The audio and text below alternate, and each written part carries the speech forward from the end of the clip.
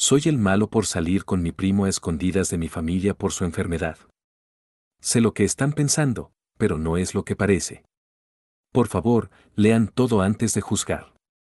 Mi primo Daniel, 25, y yo, 23, siempre fuimos cercanos. Crecimos juntos, compartimos vacaciones, secretos, incluso llegamos a gustarnos de adolescentes, pero nunca pasó nada porque es familia. Hasta que todo cambió hace un año.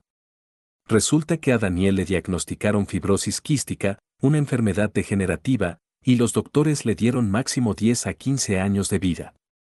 Fue un golpe durísimo para toda la familia, pero especialmente para él, que siempre fue el más alegre y aventurero. Habló con toda la familia de su condición, yo fui el último. Me dolió, pero lo entendí, no quería verme sufrir antes de tiempo. Sin embargo, eso hizo que todo fuera aún más confuso cuando, una noche, después de que todos se fueron de su casa tras una reunión familiar, me agarró la mano y me dijo, no puedo seguir fingiendo. Resulta que Daniel siempre había estado enamorado de mí, desde los 15 años. Pero por miedo a arruinar la familia o a que lo rechazara, nunca dijo nada. Hasta que el diagnóstico lo hizo sentir que no tenía nada que perder. Yo, no supe cómo reaccionar. No voy a mentir, siempre sentí algo por él, pero lo atribuía a cariño de primos. Hasta que ese día, cuando me besó, algo hizo clic. Rápidamente lo corrí y me fui a mi casa, tenía que pensar bien las cosas. Esa noche no dormí. ¿Cómo podía estar sintiendo esto por mi propio primo? Era solo lástima por su enfermedad. O siempre había estado ahí, escondido bajo el disfraz de cariño familiar. Al día siguiente, Daniel me mandó un mensaje, lo siento. Borra esto si quieres. Nunca debí cruzar esa línea. Pero en lugar de borrarlo, le respondí, necesito verte. Tenemos que hablar. Nos encontramos en un parque lejos de nuestro barrio, donde nadie nos conocía. Él llegó con los ojos rojos, como si hubiera llorado toda la noche. Antes de que pudiera disculparse otra vez, le dije la verdad, yo también lo pensé. Muchas veces. Pero siempre me asusté, de lo que dirían, de lo que perderíamos. Daniel se quedó quieto, como si no creyera lo que escuchaba. Luego, con una sonrisa triste, dijo, qué ironía, ¿no? Ahora que literalmente me estoy muriendo, es cuando menos me importa el que dirán. Sé que está mal, pero, ¿podrían intentar entenderme? Daniel no es solo mi primo. Es esa persona que tiene los ojos más verdes que he visto en mi vida, como dos esmeraldas que cambian de tono con la luz. Es más alto que yo, delgado pero con unos hombros que siempre me hicieron sentir protegido, aunque fuera el quien necesitara protección ahora. Y su sonrisa. Dios, su sonrisa. Esa sonrisa torcida que aparece cuando trata de no reírse en medio de una reunión familiar, la misma que me hacía perder el hilo de las conversaciones porque no podía dejar de mirarlo. Siempre hubo algo en él que me atrajo, incluso cuando no quería admitirlo. La forma en que se mordía el labio inferior cuando estaba concentrado, cómo se pasaba la mano por el pelo rizado cuando estaba nervioso, esos gestos pequeños que solo yo parecía notar. Y ahora, viéndolo frente a mí en ese parque, con sus jeans gastados y su suéter azul, me di cuenta de algo devastador, me gustaba cada parte de él, incluso las que estaban fallando. Después de hablar, decidimos salir en secreto. Fue una decisión que tomamos entre lágrimas y risas nerviosas, sabiendo que estábamos cruzando una línea de la que no habría vuelta atrás. Pero, ¿cómo decirle que no a algo que ambos habíamos deseado en silencio durante años? Sé que muchos dirán que esto es una mala idea, pero cuando tienes a alguien contando los días, las reglas del mundo parecen menos importantes. Al principio, fue como vivir en una burbuja. Nos veíamos los fines de semana en pueblos cercanos donde nadie nos conocía. Daniel alquilaba un coche, aunque ya no podía conducir largas distancias, y yo ponía excusas tontas para escaparme, voy a estudiar con unos amigos, tengo turno extra en el trabajo.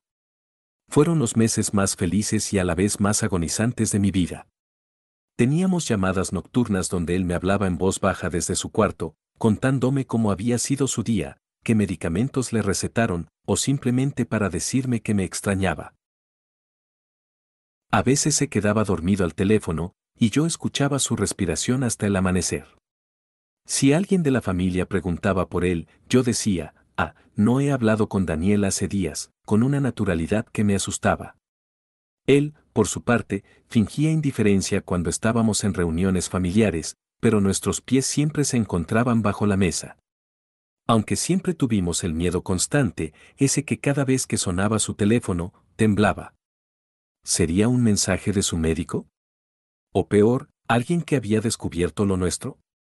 Con el tiempo, lo nuestro se fue intensificando. Ya no eran solo encuentros furtivos y miradas robadas. Empezamos a hacer planes, aunque fueran pequeños, aunque supiéramos que el futuro era una promesa frágil. Sé que suena ilógico planear algo con alguien cuya vida tiene fecha de caducidad, pero ¿acaso no todos vivimos así? Nadie tiene garantizado el mañana. Daniel empezó a hacer listas, cosas que quiero hacer contigo. Ver el amanecer en la playa, comer helado a las 3 de la mañana, aprender a bailar salsa. Lugares que quiero visitar.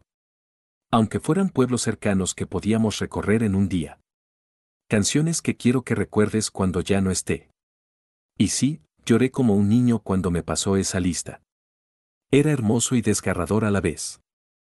A veces, en medio de la noche, me despertaba solo para mirarlo dormir, memorizando cada detalle, como sus pestañas proyectaban sombras en sus mejillas, como su respiración se hacía más pesada cuando soñaba.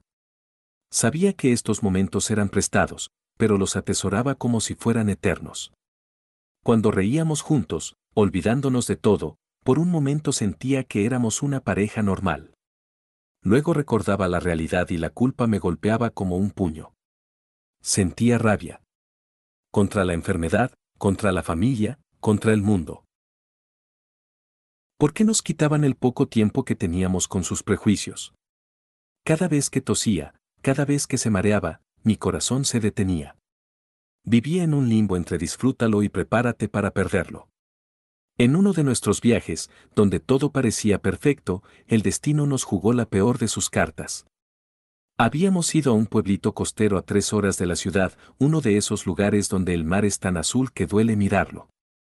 Daniel estaba teniendo un buen día, había dormido bien, casi no había tosido, y hasta había comido todo el desayuno. Esa tarde, mientras caminábamos por un sendero apartado cerca de los acantilados, me detuve y lo besé. No fue un beso apurado como los de siempre, sino lento, profundo, como si no existiera nada más en el mundo. Y entonces escuchamos el grito. Daniel. Dios mío, ¿qué demonios estás haciendo? Era Valeria, su hermana menor, que por alguna maldita coincidencia estaba de vacaciones en el mismo pueblo con sus amigas. Se quedó paralizada, con los ojos desorbitados y el teléfono en la mano, ya estaba grabando. Esa misma noche, el video ya estaba en el grupo de WhatsApp familiar. Para la mañana siguiente, su padre había llamado a todos los tíos, primos y hasta al sacerdote de la parroquia. Daniel recibió un ultimátum: o te internas en ese hospital especializado lejos de aquí, o te sacamos de la familia. Lo peor fue cuando Valeria me escribió por separado: ¿cómo pudiste hacerle esto? ¿No ves que está enfermo y confundido? Eres un monstruo. Nuestra última noche juntos fue cuando Daniel me pidió que lo acompañara al hospital, no para internarse, sino para hablar con su médico en privado. Quería saber cuánto tiempo real le quedaba. El doctor fue cruelmente honesto: 1 año, tal vez 2 con suerte. Pero los próximos meses serán los más estables. Fuera del consultorio, Daniel me tomó de la mano y dijo las palabras que aún me persiguen: tenemos 2 opciones, dejarnos consumir por el escándalo y perder este tiempo, o fugarnos y vivir lo que nos queda como siempre debió ser. Nos fuimos lejos de toda la familia. Cogimos lo poco que teníamos, algo de ropa, los ahorros de Daniel y esas listas de cosas que queremos hacer juntos, y nos subimos a un autobús con destino a ninguna parte. O más bien, a nuestro propio destino. Sé lo que están pensando: ¿cómo pudiste alejarlo de su tratamiento? Pero el hospital al que querían internarlo solo era para aislarlo de mí. Su médico de verdad nos dio contactos de clínicas en otras ciudades. No éramos tan irresponsables como creen. Cambiamos de números de teléfono y eliminamos redes sociales. Solo mantuvimos un correo electrónico encriptado para emergencias médicas. Nos mudamos a una ciudad costera pequeña, donde nadie preguntaba por nuestros apellidos ni por qué Daniel tosía tanto. Inventamos una historia, éramos una pareja que se mudó por el trabajo remoto de Daniel. La gente nos creyó. O quizás no quisieron indagar. Las mañanas eran para él, cuando tenía más energía. Íbamos al mercado, cocinábamos juntos, o simplemente nos sentábamos en el balcón a ver el mar. Las tardes eran para los tratamientos.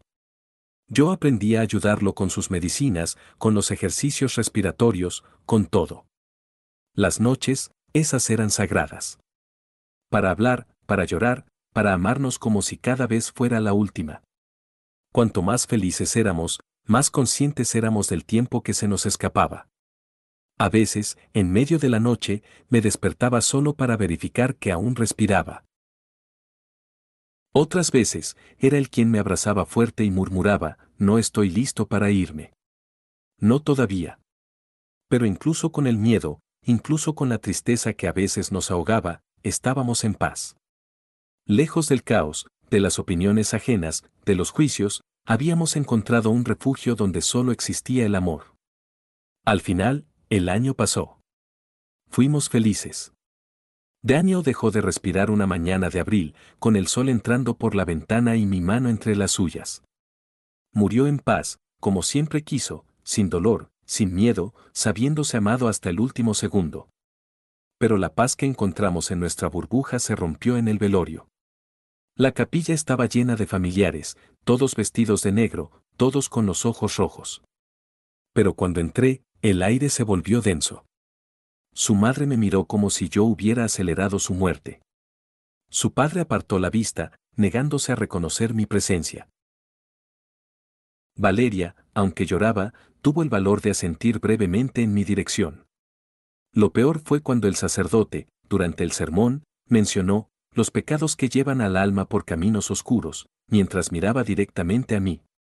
Después del velorio, alquilé un pequeño departamento en las afueras de la ciudad. No podía irme demasiado lejos, este lugar seguía teniendo los últimos pedazos de Daniel, el café donde le gustaba leer los domingos, el parque donde intentamos bailar bajo la lluvia, el hospital donde los enfermeros que lo cuidaban aún me saludaban con triste comprensión en los ojos. Pero mi familia se encargó de que quedarme fuera un infierno. Decían que lo había hechizado, que me aproveché de su enfermedad para manipularlo.